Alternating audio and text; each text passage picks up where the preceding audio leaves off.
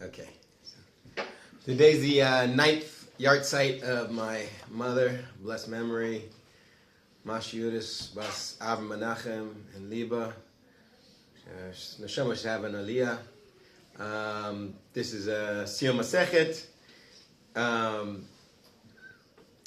Masechet, I went through Masechet Eruvin. It's known as one of the more difficult Masechetot in Shas. And if you think about what Masechet Eruvin really is, it's very technical. But really, what is it that our sages are trying to do in Masechet Eruvin? One is supposed to have a home for Shabbat. And they're defining what is your home for Shabbat. What is your place? Where's that place that you call home? How do you define it? I think it's very technical. That's kind of the style of the Gemara. But that's really the essence of it.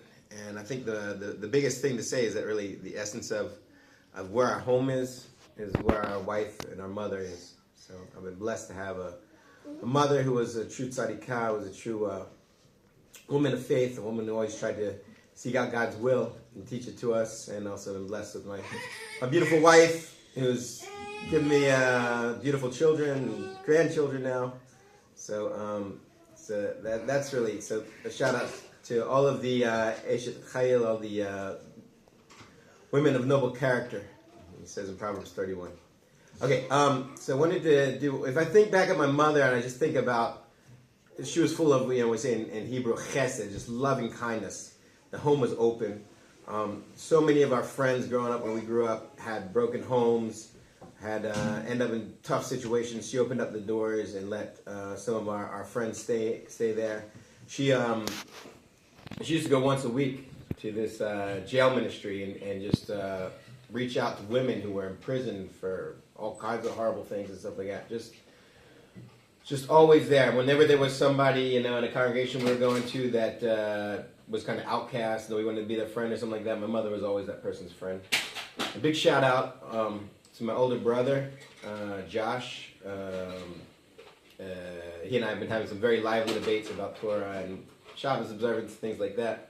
But one thing about my older brother, that I just want to give a shout out for is the way that he opened up his home to take in children and adopt children. Just amazing films of chesed. And today, mamash today, on my mother's Yartzheit, his adopted son Connor is continuing this legacy of chesed. And it was 5, right? They're adopting 5 siblings. He and his wife are adopting 5 siblings. And today is supposed to go through on my mother's Yartzheit. So what a legacy of chesed. And so I just wanted to talk a little about the importance of chesed. I'm going to go through a story in the Brit Chadashah, one that leaves people baffled, and leaves people sometimes thinking that Shabbat has chas chalila been done away with or something like that. And I want to just give you a different reading of how we understand this. All right, so this I'm reading from Matthew 12. At that time, Yeshua went through the grain fields on Shabbat. His disciples became hungry and began to pluck heads of grain and eat them. Right away, Isser D'Oraita, okay?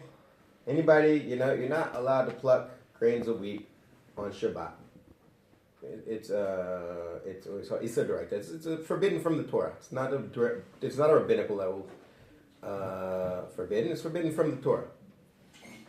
When the Parashim saw this, they said to him, "Look, your disciples are doing what is not permitted on Shabbat." Okay. What's wrong with that? It's true. If you see somebody doing something's not permitted on Shabbat, you're supposed to correct them. But Yeshua comes to this, stands up for them. Right? But he said to them, "Haven't you read what David did when he became hungry? And those with him, who entered into the house of God and they ate the showbread, which was not permitted for him to eat, nor for those with him, but only for the Kohanim." Right, so the Kohanim, the priests, are the only ones that are allowed to eat this, called in English showbread, right? The lechem hapanim. Right, so this showbread is a special thing. Only a Kohen is allowed to eat it. Okay, so what's going on here? Why would David HaMelech, why would King David do such a thing? Why would he do something that's a Isser D'Oraita? Why would he eat it? And the answer is, we have what you call in halacha a rodef. Somebody who's chasing after you. When there's somebody's chasing after you, right, then, and you have to do certain things, to feed yourself, to keep yourself alive, then it doesn't fall on your head. It falls on the head of the person who's chasing you. So who was chasing David? That was Shaul, right? Shaul was king, or Saul, as you know. He was the king of Israel, and he decided that he didn't like David, and he was chasing after him. So as David was running for his life, he came to a place, there's nothing for him and his people to eat, right? So what happened? They ate the only thing that was there. That's what we call pekuach nefesh. Now, nobody's saying that a sin didn't happen. A sin happened, right? Only it doesn't fall on the head of the person who actually did the sin because they were just trying to preserve their life. It falls on the head of the rodif. It falls on the head of the person who was chasing them. So how does that have anything to do with our situation? Okay? Now, have you read in the Torah that Shabbat, the Kohanim in the temple break Shabbat and yet are innocent? Wait a minute. We don't learn anything about Shabbat observance from the Kohanim. This is what we call, Gezer HaKatuv. It's written in God's word that they should do this, that, and the other. That's only applicable to them. It's not applicable to us. They're commanded to kill animals on Shabbat. We're commanded not to kill animals on Shabbat. We don't learn. That's simply a special thing for the Kohanim that's beyond our understanding. We can't explain it. So why is he bringing that here? But I tell you that one is greater than the Beit HaMikdash is here. And if you had known what it means, I desired mercy, not sacrifice. So he quotes here from a pasuk in Hosea. You wouldn't have condemned the innocent, for the Son of Man is Lord of Shabbat. All right, so I'm going to unpack this a little bit. Okay, first thing we need to know is there's a halacha. Okay, there's a halacha. This is not, if you feel like it. This is required of every Jewish town, and that they must have what we call a Tumchei Shabbat. What's a Tumchei Shabbat? Tumchei Shabbat is a place where they put aside food for travelers to come and sit down and eat. Okay? Anybody who comes into your town before Shabbat, they will have a place to sit down and eat. So what we have here, first I'm going to make one down here. I'm going to write down here Shabbat. Oh, it's not working. Shabbat. Right? The Sabbath.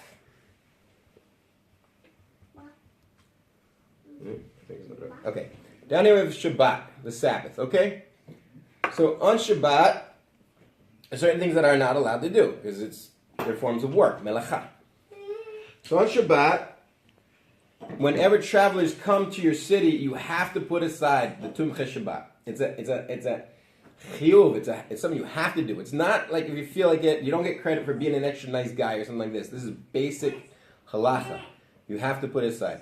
So now what happens when you see your fellow Jew and he's hungry? How hungry is he? So hungry that he's picking grains of wheat and eating them straight. I don't know if you've ever eaten grains of wheat straight. I have. It's not tasty. It's not. And these hard little things in your teeth. Okay? Now when you look at somebody who's hungry on Shabbat, what do? You invite them in, right? Hey, Walla, come in. Don't eat that. Shabbat. Shabbos Kodesh, right? Holy Shabbos. This is time for us to sit down like kings and princes and to sit down at a table and eat with simcha. What do? They go to condemnation. Immediately go to condemnation. Okay. So now he brings something about the Kohanim. Right? What do the Kohanim do? The Kohanim are in the Beit HaMikdash. Now, they're here, so we're going to do this, right? Right here. Zevach. No? Zevach, right? Sacrifices. Can you see that? It's pretty, okay. So here we have Shabbat, and here we have sacrifices. Now, what takes precedence? The Shabbat or the sacrifices? Well, if you say to a Kohen, hey, you're not allowed to kill on Shabbat. It's one of the, right, Shloshim B'Teisha Ava Melachot. It's one of the 39 Ava Melachot, no killing. So we say, but he says, but God told me to kill on Shabbat. So what do we say? That what God told him to do on Shabbat is what we call Dochei Shabbat. It pushes off Shabbat. Okay? So the Kohen is commanded. You laughing at me, Avram? My son's my videographer today. So there you go. if the Kohen, right, we say to him, hey, don't do that on Shabbat. He said, wait a minute, but God told me to. So he said the word of God telling him to kill animals on Shabbat pushes off Shabbat. It's doche Shabbat, as we call it. Okay? So that means that this Zevachim must be more important than Shabbat. Okay. So now let's sing a third thing, though, is what? Third thing he brings here is Pasuk that he brings. I desire mercy, it's not sacrifice. I actually brought it here. Hosea, Hosea, how do I say it in English? Hosea. Hosea 6, right? Vav.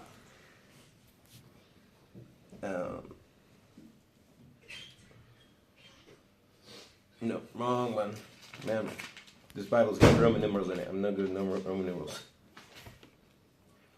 6. Okay. Bamri ki chesed chavatzti. I desired chesed. So what did Hashem desire? Hashem desired chesed. Is there another pen that works better? Try this one. I'm good with Christmas colors. There we go. Chesed. Alright? So the last thing we have here is chesed, loving kindness. Now what does he desires? He desires chesed. How much does he desire chesed? Okay. He desires chesed. Where is that? Ki chesed chafasti velo zevach. He desires chesed more than what? More than zevach. More than sacrifices. So chesed is more important than sacrifices. Sacrifices are more important than Shabbos. So if we look at it this way, what? Chesed, loving kindness, is like a light shining down. And that loving kindness shines down and fills the sacrifices. Right? If the Kohanim are doing what they're supposed to do, and the Kohanim are supposed to do, they're supposed to be bringing chesed. They're supposed to be arousing Hashem's midat chesed. They're supposed to be arousing God in loving kindness through their service that they're doing. They're supposed to be arousing loving kindness, bringing down loving kindness. And where's this loving kindness? Through these sacrifices. And this loving kindness is supposed to fill Shabbat. Okay? So what happens if you don't have that loving kindness? What happens if you didn't do the Tumche Shabbat? What happens? Yeshua is telling them, I'm telling you who you are. You are Shaul HaMelech. You are the Rodef. You're the chaser. The ones who didn't prepare a place at the table for somebody else to sit at, and these people end up in the fields eating grains of wheat. Why? Because they were chased out. Why were they chased out? They weren't chased out. You didn't make a place for them. If you didn't make a place for them, the etzim, actually what you are, you're the rodef. You're the one that chased them out there. Okay? So how does this end then? Right? So if you hadn't understood what it meant, you desire mercy, not sacrifice. Chesed is greater than the sacrifices. Sacrifices are greater than Shabbat. If you had filled your Shabbat with this loving kindness, there wouldn't have been Jews in a field on Shabbat. Okay. You wouldn't have condemned the innocent. For the Son of Man, right? The Ben Adam is Adon Shabbat. He's the Lord of Shabbat. Okay. So what, in other words, now you have, right? What did Yeshua say? Right? And then many will call out to me in that day and say, Lord, Lord, right? And what? He'll say, you saw me naked, you didn't clothe me. You saw me hungry, you didn't feed me. Right? So when did that happen? What you didn't do for the least, you didn't do for me. Right? And then I'll say to the sheep, what? Come into my kingdom. Why? Because you saw me hungry, you clothed me. You saw me thirsty, you gave me drink. You saw me hungry, you gave me food. Well, we didn't do any of that. What you did for the least, what you did for the poor, that's what you did to me. Now, these people is very, very literal, right? There's Mashiach Tzidkenu Inon Shemo walking around in the flesh, and they thought he was a poor person. They thought he was a poor person. They didn't have chesed on him. And what did they do? They became a rodef. They chased away Mashiach Tzidkenu. They chased away our righteous Messiah. Chased him away because they didn't have this chesed. And they came and they condemned, right? is Talmudim. Right? They came and they just... Now, it doesn't mean that afterwards it's okay now for anybody who wants to, any Jew that wants to go out in the fields and pick on Shabbat. That's not what it's saying. Right? After David HaMelech ate the showbread, it was okay for anybody that's a non-Kohen to go in and eat the showbread? Of course not. There was an Avera. There was something terrible that happened. So we need to make sure that we're not like Shaul. We need to make sure that we have open places at our table all the time. If you're watching this, you're not Jewish, you don't do Shabbat, for your Sunday morning breakfast or whatever holiday you're having, make sure you have the poor at your table. This is something that's universal for all of us, right? Jew, not Jew, every one of us needs to seek out the chesed, the loving kindness of Hashem, of the Lord our God. Okay? That's the loving kindness that fills. And if you're Jewish, all the more so. Right? Make sure that you have, I can remember going to a Beit Knesset, a shul, a synagogue in Yerushalayim, one filled with singing and dancing and beautiful things. And afterwards, the most beautiful thing of all, even more than the singing, the dancing, everything like that, Rabbi stands up afterwards and says, anybody here need a place for Shabbat dinner? Does anybody here have extra places for Shabbat dinner? And nobody, right?